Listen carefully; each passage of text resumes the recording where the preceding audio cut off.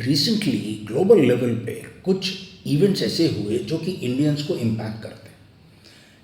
उदाहरण के तौर पे H1B वीज़ा को लेकर ट्रंप एडमिनिस्ट्रेशन ने जो बयान दिए और अगर स्ट्रिंजेंट मेजर्स लिए गए इस पर तो इंडियंस जो टेक्निकल्स हैं या यंग स्टूडेंट्स हैं उनको बहुत बड़ा इम्पैक्ट पड़ेगा। नाउ रिपोर्ट्स हैं कि ऑलमोस्ट 70% वीज़ा एप्लीकेशंस जो इंडियंस अप्लाई करते हैं यूएसए के लिए वो रिजेक्ट हो रही हैं। नाउ इसमें सबसे ज़्यादा सफ़र करते हैं एल्डरली लोग, वो पेरेंट्स जिनके बच्चे बाहर अमेरिका में रह रहे हैं या नौकरी कर रहे हैं, वो बेचारे हैं आइसोलेटेड, अकेले रह जाते हैं। ये सिचुएशन सिर्फ यूएसए में नहीं है, इवन ऑस्ट्रेलिया में भी एंटी इमिग्रेशन को लेके प्रोटेस्ट हुए जो कि पर्टिकुलरली टारगेट कर रहे थे इंडियंस को। फिर बाहर जो है ये प्रोटेस्ट यूके में भी हो रहे हैं और कब एंटी इंडिया भी हो जाए कह नहीं सकते। ना इंडिया का जो कास्ट डिवाइड है वो यूएस तक पहुंच गया है। सिएटल में अभी recently became the first US city to ban caste discrimination and ironically वो रिजोल्यूशन कौन लाया? एक इंडियन ही लाया।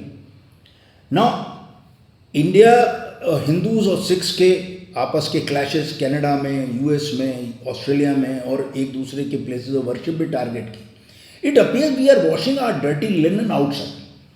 Now RSS has already started conducting shakhas abroad, वो नाम ट्वीट कर दिया उन्होंने।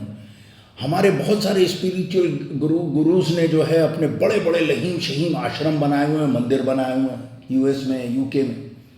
नाउ कल्चरल और रिलीजियस एसर्शन कोई ख़राब बात नहीं है, लेकिन उसकी विजिबिलिटी और स्केल जो होता है उससे अनइंटेंडेड रिपरकशंस हो सकते हैं और ये फ्यूल कर सकते हैं दूसरे देश के राइट विंगर्स को और उससे सोशल टेंशन ही बढ़ेगा वहाँ पर। Now no one can predict the future, but undercurrents देख के लगता है कि things are not going to be smooth anymore. It can have lot of problems, social unrest and cultural backlash.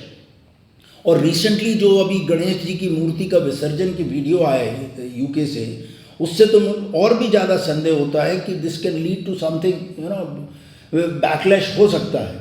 और सबसे ज़्यादा अगर इस पर कुछ बैकलैश हुआ तो सबसे ज़्यादा सफ़र करेंगे यंग स्टूडेंट्स, यंग प्रोफेशनल्स और उनके पेरेंट्स जो कि अकेले बेचारे यहाँ आइसोलेटेड यहाँ रहने लगते हैं ना। कुछ लोग कहेंगे वाई गो अब्रॉड, सब कुछ तो यहाँ है।